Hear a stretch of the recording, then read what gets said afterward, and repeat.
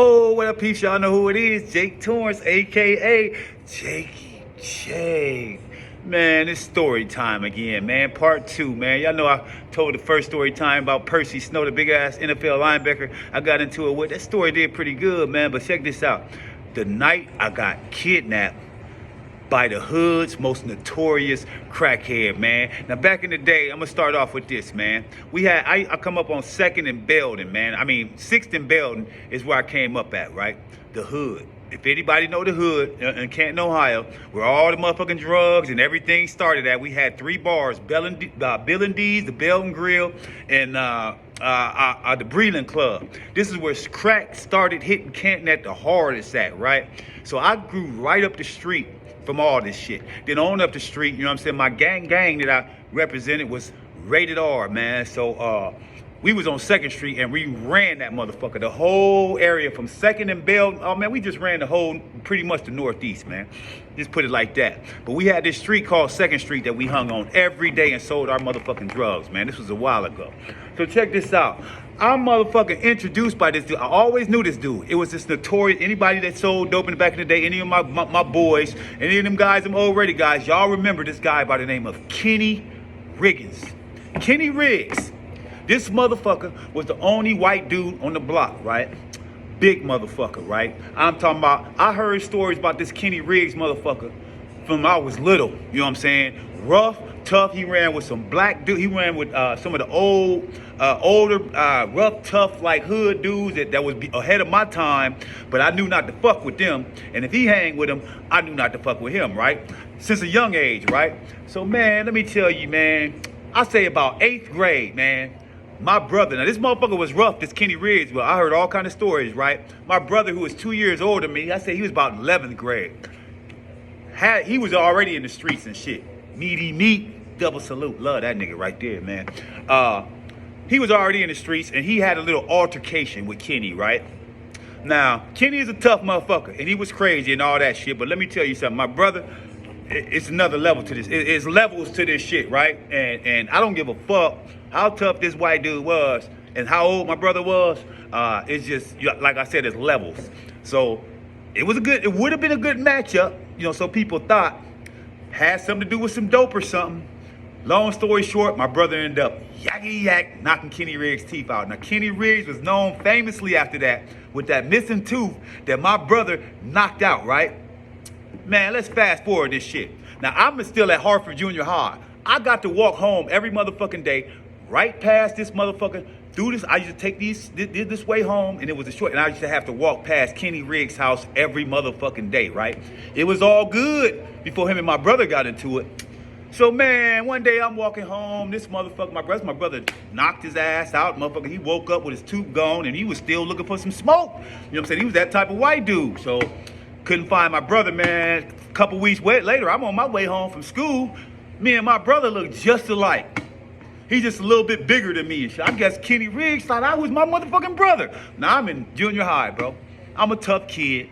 Pops taught me not to be scared of nobody, but I'm not about to fight this grown-ass motherfucking big. This motherfucking crackhead was so motherfucking big. You can tell he can whip some ass. He was thick. You can look at his head and tell he's one of them white boys that if you hit him, I don't give a fuck if you hit this motherfucker with an iron casting fist, the fist was gonna hurt, right? So I'm like, looking at this motherfucker, he ran up on me. It was a mistaken identity, right? I'm like, oh, fuck. I automatically knew this look. This motherfucker like, hey, come here. I'm like, he in his yard. I'm like, fuck that, motherfucker. I'm not going to see what you say. I know my brother don't knock you out. I'm putting 2 and 2 together. I know you think that I am, so we'll talk to you later. I'm going to tell my brother. That's what I'm going to do, or my dad. They can handle it. You're grown, motherfucker. You're 30, damn near 40. You know what I'm saying? I'm just a little kid, right, at the time. That was the mentality, right? Motherfucker, he would have beat my ass. I ain't going to lie. So, I'll go tell big bro, man. You know what I'm saying? Long story short, bro checked his ass, told, you know what I'm saying? They did whatever they needed to do, squashed the shit. Now I'm cool, right? Man, let's fast forward to 3 years later, man. I'm out on the block, motherfucking Joe's Pizza. Y'all remember Joe's Pizza back in the day to sit right across the street from Mr. G's? And my cousin had a pizza shop called Joe's Pizzeria. And he would let us hang out all night in front of that motherfucker and sell all the dope we wanted to because it was his business, right? We on there on the late night, man. Me and my boy Victwan Dorsey and my one boy Jamon Young, who is doing life right now in the penitentiary from way back then. I got some motherfuckers that's doing some lifers. I got some motherfuckers that's doing the niggas I hang with, the cats that I hang with, boy.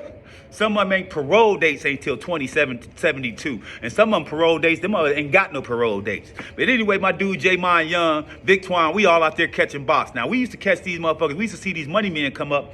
We jump in that car quick. You know what I'm saying? We didn't nobody had no special tabs on. We just, whoever got to the car first, you hide your dope and keep enough dope on you, and you would hide the rest of your sack in the woods or bushes in case the jump out boys came up. So me being the slickers, Kenny Riggs always used to spend nice money though. You know what I'm saying? My brother and him got the problem resolved, so I would catch him every night if I could, because there was so many motherfuckers out there. You had to be up on them cars quick. Man, my dumb ass, about 2:30 in the morning, Kenny Riggs hit the motherfucking block in that brown Scooby-Doo van, right?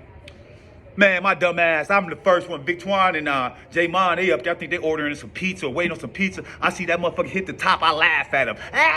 Because I got the bop first, right? I jumping in the motherfucking van.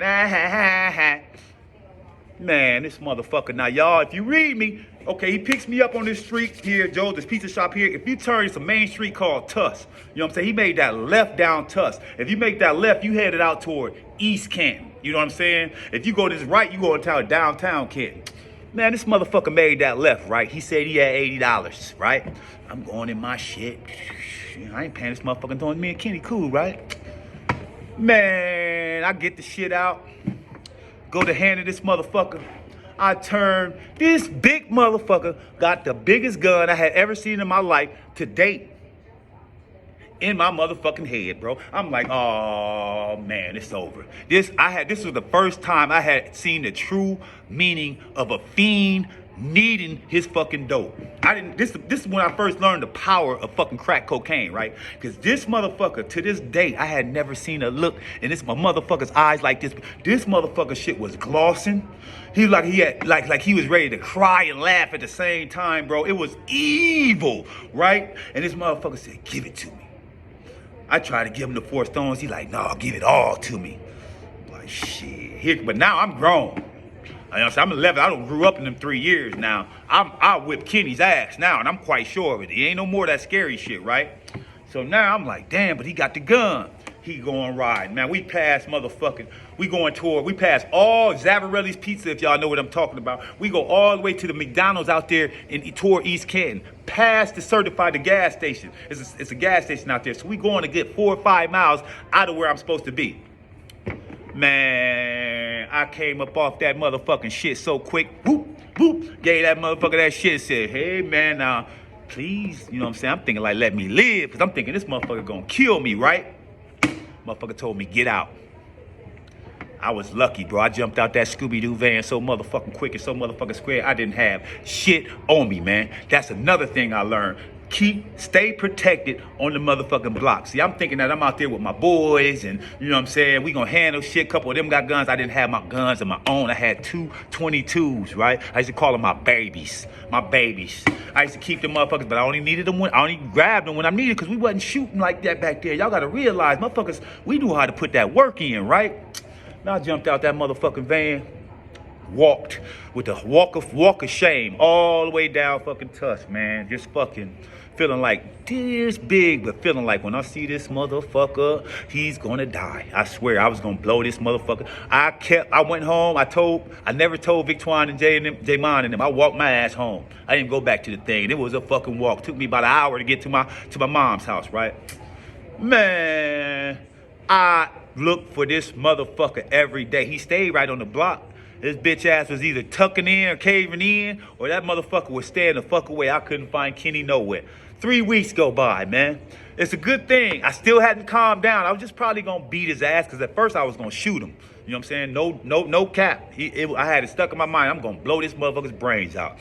So, man, long story short, 3 weeks later, Kenny Riggs pulls up on the block. Man, I don't know how much motherfucking shit I had in the bag, because I had shit stuck in the bushes too, right? So I never kept more than 10 stones on me. You know what I'm saying? So he probably got me for at most probably, I don't know, 8, 10 stones. It was a couple $100, right?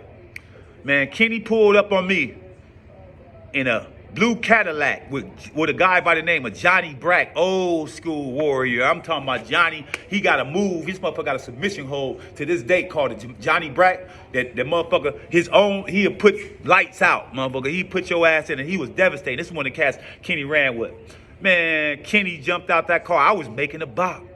I turned around, Kenny hanging out the car, out the window. He didn't get out. He hanging out the car window, making sure I don't fuck him up. And he got a handful of cash in his hand, $400. He seen cause I turned around, I was ready to kill him, and I had my babies on me, cause I was waiting for his ass. Today, now I didn't give a fuck, cause I was gonna get Kenny. I had them babies on me, both of them, right? Man, Kenny jumped out so sincere, looked like he had sobered up, or he had motherfucking not sobered up, but he wasn't on what he was on, like he was getting his fixes, proper amount of fixes. That man gave me $400, man. And told me I was in the worst state I have ever been in. I was fiending. I needed a fix. My old lady, something happened to my old lady. She was in the hospital that night, and I just needed to get a fix so bad. I was like, man, you should have just asked me, motherfucker. You know what I'm saying? I took the 400. You know what I'm saying? But I told Kenny, bro, if you ever in your life, I should kill you. I told him I was gonna kill you. And Kenny handled this shit pretty well, man. For to be rough, tough, he handled it pretty well, but he handed me that $400, which he probably doubled me up. He probably got me between 160 and 180. So he paid me for that and plus some, man. And after that, man, I learned two things. The power of crack cocaine and any drug, the fiend, and to always keep yourself protected, man, no matter what, man. Because anything could happen. That man could have killed me that night. And nobody never fucking knew. J-Mon and Victoire and them would have been able to put the shit together, but you know what I'm saying? He could have just did me dirty at his expense, and it couldn't have done nothing, man. I could have fought, but ain't no telling what would have happened, man. So long story short, I learned the power of a fiend and the power of protecting yourself, man. Kenny ended up passing, man, probably 4 or 5 years later. A hood legend, man. Only white dude that stayed in the hood and get away with the shit that he got away with. But long story short, man, had I did what I wanted to do, and stuck in my mind, I'd probably still be in jail with J-Mon and them right now, bro. You know what I'm saying? I'd be one of the fellas that my dudes on the outside is saying, yeah, I got dudes locked up like I just said at the beginning. Smart, man, smart. Back then, man, we was able to talk a lot of shit out, and we was able to let a lot of shit slide, you know what I'm saying, that needed to be slid. Very unlike nowadays. So, man, long story short, the moral of the story is, hey, keep yourself protected. Learn the power of a motherfucking crackhead, man, because them motherfuckers is deadly. And third and most important of all, man, if it ain't fucking, I mean, it was life or death, or I lived, man, talk some shit out, man, if it's able to be talked out. If it's able to be worked out, man, instead of that violent shit, because like I said, I could have been gone for a long time. And had I probably seen that man that next day or within the next couple of days, I would have been gone for a long time. Because I remember how fucking mad I was, man. Like, share, subscribe, follow, man. This is one of the motherfucking most notorious butterheads that ever hit the city, man. And I had a bad motherfucking, a bad incident with him. But I'm here to tell, man. Like, share, subscribe, follow, man. It's your boy, Jakey J.